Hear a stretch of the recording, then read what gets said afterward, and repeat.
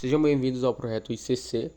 Aqui quem fala é o Marcos Felipe e hoje veremos a nossa aula 8 com o conteúdo de matrizes. Basicamente, matrizes é um conjunto de variáveis do mesmo tipo organizadas de forma multidimensional. Elas podem ser vistas como tipo um conceito de vetor. O vetor tem um array de vetor e o vetor ele consegue armazenar nele vários variáveis do mesmo tipo, né? Que eu tinha falado, em sequência. Só que numa direção só. Então, quando você vai declarar o vetor, você coloca o nome da variável, abre colchetes para definir o tamanho, né? Ou não coloca nada. E coloca a quantidade de variáveis que podem ser alocadas naquele vetor. Na questão de matrizes, vai ser tipo isso, só que com mais índices para você adicionar. Então, no vetor teria só o vetor 1, vetor 0, vetor 3, vetor 100, enquanto tem na declaração das matrizes, a variável vai ter que ser acessada com dois índices. Primeiramente da linha ou da coluna, ou no caso de matrizes 3D ou 4D, vão precisar de mais índices. Então você acessaria os seus campos através de 0, tipo 001, 00, 0012, ou vai indo desse tipo até o infinito. Neste caso, o programa inicializa com a matriz 2×3, ou seja, ela vai ter duas linhas e três colunas. No caso, a linha é a parte horizontal e a coluna é a parte vertical. E através disso, como se fosse um plano cartesiano, você consegue mapear onde estão as variáveis daquela matriz. No caso, nós fizemos nesse caso aqui, nós fizemos uma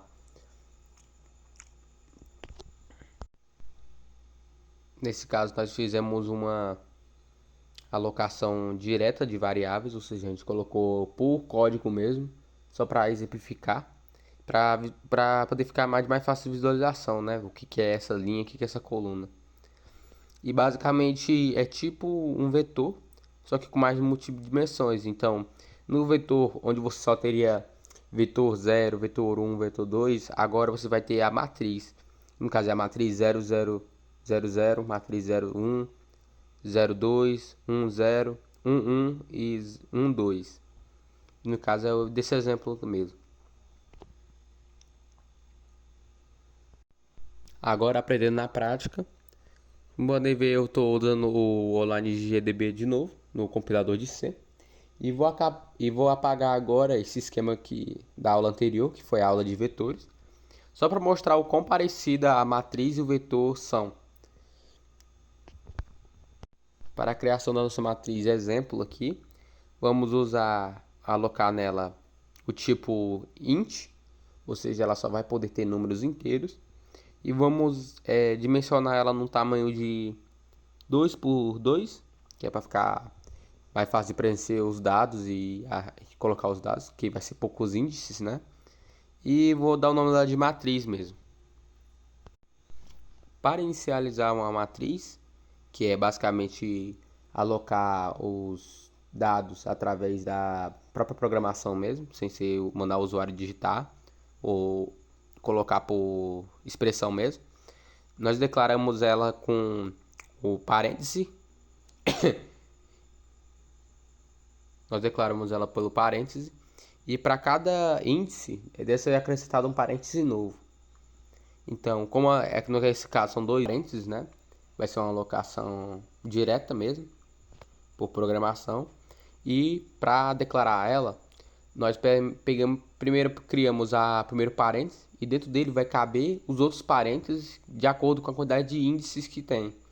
Como nesse exemplo, só tem dois índices, que no caso é o 2×2, é uma matriz 2×2. Então vai ter um parêntese com dois parênteses dentro. Se fosse 2, 2, 2, uma matriz 2, 2, 2, no caso uma matriz tridimensional, você colocaria parêntese, aí dentro desse parênteses você colocaria dois parênteses, e dentro desses parênteses você colocaria dois parênteses. É a mesma noção de exponenciação, sabe? Aqui, ó, executando o código pela primeira vez. Vamos colocar aqui pedir para ele imprimir a matriz 0, 1, que no caso foi esse índice aqui, no caso sai 1 do resultado. Vamos fazer a mesma coisa, só que agora chamando o índice 1, 1, ou seja, o último índice da nossa matriz, que no caso é o 3. Agora eu vou ensinar a maneira mais convencional de colocar, sem ser por inicialização. Vamos colocar aqui, vamos colocar através do método de declaração mesmo, no padrão tradicional, que é basicamente a mesma coisa que do vetor. Você seleciona o nome do vetor, os índices que você quer colocar o seu dado, ou você quer puxar aquele dado, e pronto. Vamos agora selecionar aqui, vamos declarar as variáveis que nós queremos usar, que no caso são as matrizes, e vamos alocar o número 1, 2, 3 até 4, e vamos printar esses números em seguida, do jeito que a gente colocou. Agora só mostrando as propriedades da matriz padrão mesmo, só as mesmas dos vetores.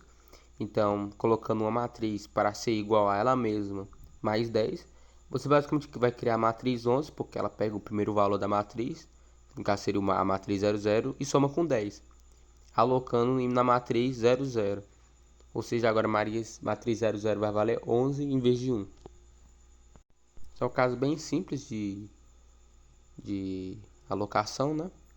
Que é só mostrar as propriedades mesmo convencionais, para quem não viu por algum motivo a aula de vetor, que é essencial para essa aula aqui. E agora vamos criar um pequeno trecho de código aqui para printar nossa matriz inteira, né? De uma forma mais prática, porque com matrizes pequenas o efeito não é tão aparente assim, pois essa matriz que nós criamos só tem pode só ter 4 elementos, mas se fosse uma matriz de 1 milhão de elementos não daria para colocar tudo na mão. Até daria se tu fosse muito esforçado, mas não é convencional, né? Além de consumir muito espaço. Então, da mesma forma que nós fizemos com os vetores, vamos fazer com a matriz, que no caso vai ser utilizando o for. No caso, um for vai percorrer primeiro o primeiro índice, no caso vai ser o i, e depois o segundo for vai percorrer o segundo índice, que no caso é o j. Se fosse necessário criar um terceiro índice, você teria que usar um terceiro for. Então, um for rodaria até os outros rodarem.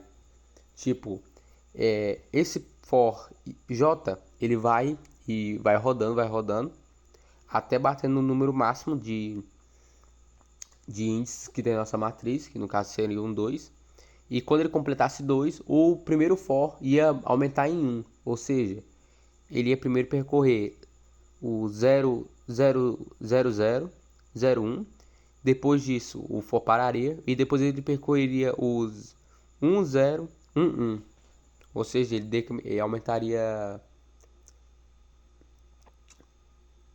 aumentaria o escopo de ação dele. Como podem ver o print na tela, nós selecionamos a matriz. Basicamente ele percorreu do jeito que esperava-se, né?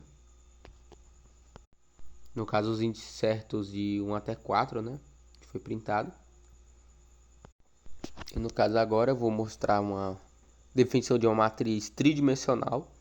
No caso eu vou acrescentar mais um índice de 2, ou seja, vai duplicar o tamanho da matriz que a gente tinha, de 4 vai para 8. E para alocar os valores eu vou usar a mesma forma para ficar bem claro o que ocorreu. E para printar é basicamente a mesma coisa, só que agora vamos colocar um terceiro for, que ele vai percorrer o último índice da nossa matriz agora. No caso ele vai ser chamado o K, que eu estava falando antes. E quando esse K vai rodar, quando ele terminar de rodar, ele vai rodar o J. E quando o J terminar de rodar, ele roda o int. E esse ciclo vai seguir no infinito até o i acabar. E agora vamos fazer o for. Ele ele é ainda, além de printar, para ele alocar um certo tipo de valor dessa matriz de forma mais automática. E para isso eu vou usar os próprios contadores dos for para poder fazer esse resultado. Que no caso eu vou botar todos eles para somar entre si e serem alocados nas respectivas matrizes, índices das matrizes. Então, nisso sai esse resultado: 0, 1, 1, 2, 1, 2, 3, 2, 3, quer dizer, que no caso vai ser a soma desses índices. Então, na primeira matriz vai ter 0, 0, porque a matriz sempre começa em 0, 0, porque a gente declarou os for dessa forma. A gente declarou o primeiro for, o int igual a 0, o j igual a 0, k igual a 0, então tudo começa igual a 0. E isso só vai aumentando. Podem ver que quando o último número é sempre o que muda. E quando ele muda para 1, que seria aumentar para mais 1, mas como isso não é possível na nossa matriz 2 por 2, afinal só pode ter dois índices, que no caso é o 0 ou 1. O terceiro índice já estaria fora do escopo da nossa matriz e ela apresentaria o mesmo tipo de erro de determinação que um vetor. Quando você tenta chamar um índice de um vetor e esse vetor não existe, ou um índice da matriz e esse lugar não existe, vai basicamente dar meio que, não vai dar um erro direto, mas vai dar um comportamento inesperado. Qualquer coisa pode ser chamado, né, no que tiver na memória naquele momento, e isso pode acabar quebrando o seu código. Então a gente define bem o tamanho das coisas que nós queremos usar dessa matriz, até para não perder dado, tentando alocar dados em espaço que não existe, até na hora de recuperar esses dados, que no caso seria puxando dados de lugares onde não existe. Mas para criarmos uma coisa mais legal de se ver, vamos agora colocar um contador, criar um contador dentro desse nosso programa, e os dados desse contador vai ser armazenado nessa matriz. Ou seja, ele vai primeiro selecionar o lugar da matriz, dizer que a matriz é igual àquele contador, printar o que está dentro dessa matriz agora e botar para fora e aumentar o contador em 1. Ou seja, a matriz agora vai sair de 1 até 8, que ela começa contando do 1, né? Que nós declaramos nosso contador como 1. Então ele vai 1, ele aloca essa memória aloca esse int nessa segunda matriz e depois printa ela. Uma coisa bem simples de se fazer, né? E a matriz são muito usadas na programação, né? O pessoal gosta de usar muito ela em grid de joguinhos e na parte de mexer com pixels também é muito importante nas telas. Ela é muito importante para fazer certos tipos de cálculo de gráfico, que é muito importante para matemática também. Além de outras coisas que só a programação usa mesmo e tal. Essa foi a aula de matriz. São bem simples, praticamente é uma extensão do vetor, é um vetor 2.0, que basicamente consegue armazenar mais tipos de índice. No caso, você vai usar a matriz só quando for necessário. Mas, tipo, a matriz 2x2. A matriz 3x3 já é em raríssimos casos que você precisa realmente usar ela. Porque a matriz tridimensional basicamente é a mesma coisa de bidimensional, só que com mais coisa. Só que na maioria dos casos nunca vai encontrar uma maneira útil de usar ela que só dê para resolver usando ela. Dificilmente. Então eu recomendo sempre usar a 2x2 mesmo. Que quebrando a cabeça tu consegue fazer ela funcionar direito. Então com isso, hoje eu encerro essa aula. E basicamente fica até a próxima aula